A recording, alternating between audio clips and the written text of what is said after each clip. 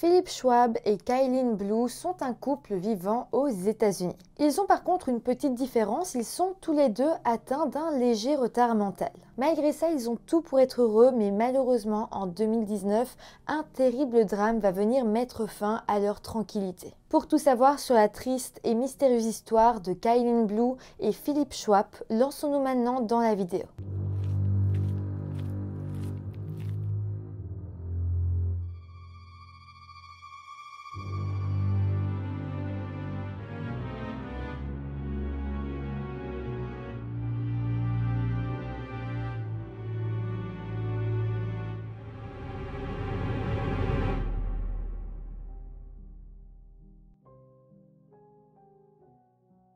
Hello tout le monde, j'espère que vous allez bien. Je vous retrouve aujourd'hui avec une histoire américaine, encore une fois, assez récente. Et si cette histoire est pour moi très intéressante, c'est parce qu'on peut pas mal retracer les faits via Facebook. Je m'explique, la page Facebook des intéressés dans cette histoire est encore active aujourd'hui et on peut voir leurs anciens posts et vous allez voir qu'ils ont une très grande importance dans cette histoire. J'espère que ça vous intéressera autant que moi et sinon comme d'habitude avant de commencer la vidéo je vous rappelle de vous abonner à la chaîne si ce n'est pas encore fait et maintenant lançons-nous dans la vidéo. Nous sommes en 2019. Philip Michael Schwab est un homme âgé de 33 ans qui vit aux États-Unis dans l'état de l'Idaho à Idaho Falls sur la rue Thayer Bridge Circle. Il vit là-bas avec sa petite amie Kailyn Blue et la maman de celle-ci se rend chez eux assez fréquemment. Si ils ne vivent pas seuls la majeure partie du temps, c'est parce que le couple a une petite particularité. Ils sont en fait tous les deux atteints d'un handicap mental qui est tout de même assez mineur, mais qui les empêche de se débrouiller seuls. Il faut savoir dans cette histoire que Philip était très actif sur Facebook. Il avait un contenu parfois un peu étrange ou décalé, mais en soi rien de très important ou notable. Mais voilà, le 21 juin 2019, il va commencer à écrire des choses très étranges du genre « Ne soyez pas effrayés par moi s'il vous plaît, tout le monde a toujours peur de moi ». En soi, c'est pas très alarmant, peut-être qu'il se sent différent à cause de sa maladie, peut-être que les gens le regardent bizarrement dans la rue et donc il a éprouvé le besoin d'écrire ça sur Facebook. Donc, dans un premier temps, quand les gens lisent ça, ils vont pas vraiment relever. Donc ça, c'était le 21 juin, mais maintenant faisons un saut dans le temps jusqu'au 24 juin 2019. Nous sommes donc quelques jours après ce post sur Facebook et les collègues de Kailyn, qui travaillent à ce moment-là chez Walgreens, qui est une chaîne de pharmacie américaine, vont en fait s'inquiéter car elle ne s'est pas présentée à son travail, ce qui était tout de même assez inhabituel, surtout qu'elle n'avait prévenu personne et qu'elle était injoignable. Ses collègues ont alors décidé de téléphoner à sa famille, mais malheureusement, ils n'en savaient pas plus. Assez inquiets, ses parents vont alors appeler la police et ils vont demander à ce que l'aide sociale se rende à la maison de Philip et Kailyn pour voir si tout se passait bien. C'est donc vers 9 h du matin, le 24 juin toujours, que l'aide sociale va se présenter devant la maison de chez Kailyn et Philip. Ils ont sonné à la porte et c'est Philip qui leur a ouvert et en entrant à l'intérieur, ils n'étaient pas très loin dans la maison, juste dans le couloir, ils ont vu qu'il y avait des traces de sang un petit peu partout et que tout paraissait un peu étrange. Et là, ils se sont dit, ok, il y a un problème, Kailyn ne donne plus de nouvelles, l'ambiance est étrange, il y a des traces de sang, donc ils ont décidé de s'en aller et d'appeler directement la police. Lorsque les officiers sont arrivés à la maison, ils vont eux aussi constater qu'il y a des traces de sang un peu partout et là, ils vont demander à Philip de s'expliquer. Et Philip va assez rapidement avouer tout ce qu'il s'est passé. Il expliquera que la nuit du 21 juin au 22 juin, donc vraiment juste après ce post étrange qu'il avait écrit sur Facebook, il avait été se coucher avec sa petite amie Kailyn, mais voilà, pendant qu'elle dormait, elle remuait beaucoup, tellement qu'elle aurait frappé Philip accidentellement pendant son sommeil. Philip se serait alors énervé, il aurait attrapé un couteau qui se trouvait à proximité de son lit et puis il aurait poignardé Kailyn dans le cou. La pauvre ne serait pas décédée directement et pendant qu'elle se vidait de son sang, elle aurait couru jusqu'au couloir et puis serait rentrée dans la salle de bain pour se barricader. Philip l'aurait suivie, toujours armé de son couteau, et aurait fini par la rattraper dans la salle de bain et l'aurait poignardée jusqu'à ce qu'elle décède. Une fois que Kailyn était morte, Philip aurait décidé de s'en prendre à ses deux chiens en les poignardant à leur tour et en les plaçant dans une poubelle qui se situait dans son garage. Après ça, Philippe se serait rendu dans son arrière-cour où il avait un petit jardin et il aurait pris un tuyau d'arrosage et se serait mis à arroser la terre pour qu'elle se ramollisse. Il dira qu'ensuite, il a creusé, il a fait une sorte de petite tombe et il a été chercher le corps de Kaylin, l'a traîné jusqu'au jardin et puis l'a enterré. Les enquêteurs demanderont alors à Philippe pourquoi le couteau se trouvait justement près de son lit ce soir-là et Philippe expliquera que le 21 juin, juste après avoir écrit ce post sur Facebook, eh bien il avait pris un couteau et l'avait mis dans le tiroir de sa commode, enfin de sa table de nuit, au cas où. Il ne sait pas trop expliquer son geste, il va juste dire que voilà, il avait pris le couteau et l'avait mis là. Par contre, il y a une chose très importante à savoir dans cette histoire, c'est que Philippe a écrit énormément de posts Facebook après avoir commis son geste et c'est là que, en lisant ça, les policiers vont comprendre que Philippe était dans une sorte de folie. Parce que oui, le post que je vous ai lu était en fait un parmi tant d'autres. Philippe a écrit bien plus d'une 50aine de posts après avoir commis son geste. Le premier a été écrit le 22 juin à 8h13 du matin et il disait « J'aurais dû le faire plus tôt pour qu'elle n'ait pas eu autant mal. Je n'avais pas réalisé. » Bon, je pourrais pas vous lire tous les posts, il y en a énormément. Je vous ai mis dans la barre de description le Facebook pour que si vous en avez envie, vous ayez voir ce qui est écrit.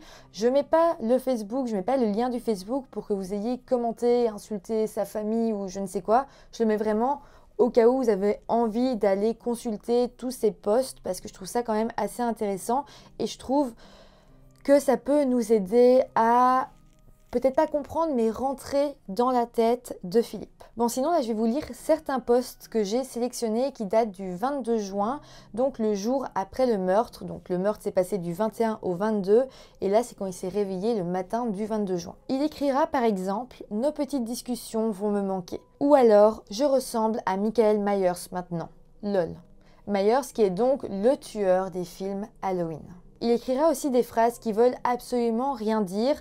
Par exemple, « Je suis payé pour être gay, tuer, voler, mentir, tricher, commettre des adultères, des images gravées de toi, quoi d'autre. Honnêtement, pour seulement 10, ils ne sont pas si durs, plus durs que toi. » Donc vraiment, ça n'a aucun sens et il y a plein de messages comme ça qui n'ont pas de sens. Mais je trouve ça super intéressant de les lire et d'essayer peut-être de comprendre ce qu'il a voulu dire par là ou en tout cas de voir à quel point toutes les idées avaient l'air de fuser dans sa tête, tout avait l'air d'aller très très vite, qu'il écrivait poste sur poste sans même se relire, parce que ça peut être des fautes de frappe. Vous voyez, quand on écrit super vite à quelqu'un, qu'on est un peu content d'écrire quelque chose et qu'on se relit pas et qu'on fait plein de fautes, j'ai l'impression que c'est un petit peu comme ça qu'il écrivait et qu'il écrivait les mots comme il venait dans sa pensée. Après, ça ne reste que mes impressions, mais vraiment, je vous encourage à aller lire une partie des posts pour que vous puissiez me donner vos impressions. Aussi, Philippe va écrire des posts où il paraît vraiment énervé. Est-ce que tu ris maintenant, salope? Quel est mon nom? Ou encore d'autres posts, tout d'un coup, on aurait dit qu'il se prenait pour Jésus ou alors qu'il était très catholique et qu'il avait besoin d'en parler. Maintenant, ils se souviendront de qui était Jésus. Ou alors, encore d'autres posts où il parlait de choses qui n'avaient pas grand-chose à voir. Je voulais vraiment mon propre dragon, c'est quand même mieux. Et puis le 23 juin, donc le lendemain encore, il va continuer à écrire des posts. Il faut quand même savoir qu'il y a eu 2 jours qui sont passés avant qu'il se fasse attraper par la police. Donc il a eu le temps d'écrire beaucoup de posts et le 23 juin, il va commencer la journée en écrivant « Good morning » et puis écrira des choses comme « Le meilleur ami de l'homme est son chien », ce qui est quand même assez glaçant quand on sait qu'il a tué ses 2 chiens. Et il écrira aussi « Ouais, tu es le prochain papa ». Et mis à part ces posts, il republiait aussi pas mal de choses, comme par exemple, vous voyez sur Facebook, parfois il y a des photos et devant il y a des textes écrits, des textes un petit peu philosophiques.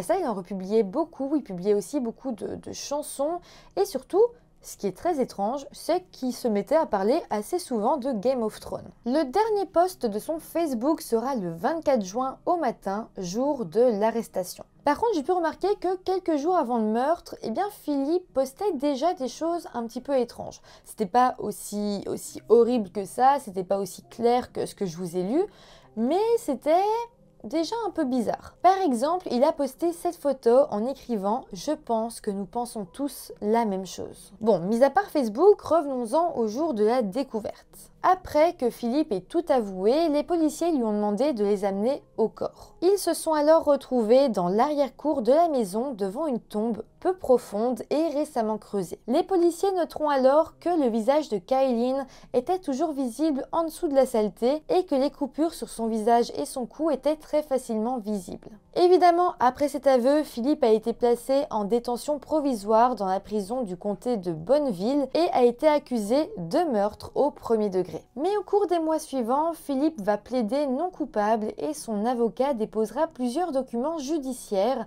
indiquant que Philippe avait en fait beaucoup de mal à comprendre les procédures judiciaires en raison de son handicap.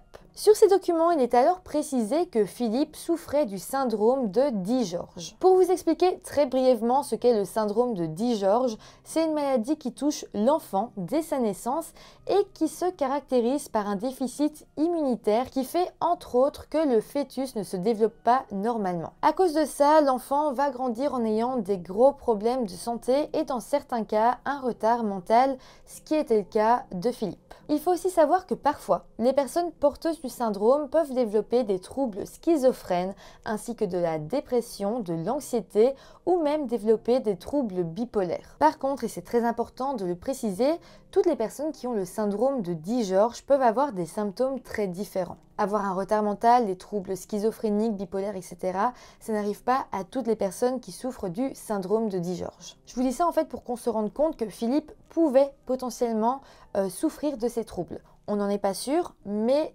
c'est peut-être le cas. C'est pour ça que je vous dis ça, mais c'est à prendre avec des pincettes. Bon, en sachant tout ça, le juge en charge de l'affaire va autoriser des visites spéciales en prison entre Philippe et sa mère afin qu'elle puisse l'aider à comprendre la procédure judiciaire. Mais ça va être assez atroce pour sa maman qui va devoir expliquer à son fils qu'il est dans l'état de l'Idaho, état dans lequel on applique encore la peine de mort et qu'il est alors plus que probable que ce soit la sentence requise pour son crime. C'est vraiment atroce, imaginez cette pauvre mère qui doit expliquer ça à son fils qui en plus ne comprend pas du tout ce qui se passe. Alors, on pourrait se dire que la maladie de Philippe pourrait lui épargner cette peine capitale, mais non. La loi du Colorado stipule l'état mental ne doit pas constituer une défense contre une accusation de conduite criminelle. Mais bon, la situation était quand même pas mal controversée et les procureurs du district ont fini par rendre visite à la famille de Kaylin, donc la victime, pour leur demander à eux ce qu'ils en pensaient. La famille a alors expliqué qu'elle ne souhaitait pas que l'État demande une peine de mort pour Philippe.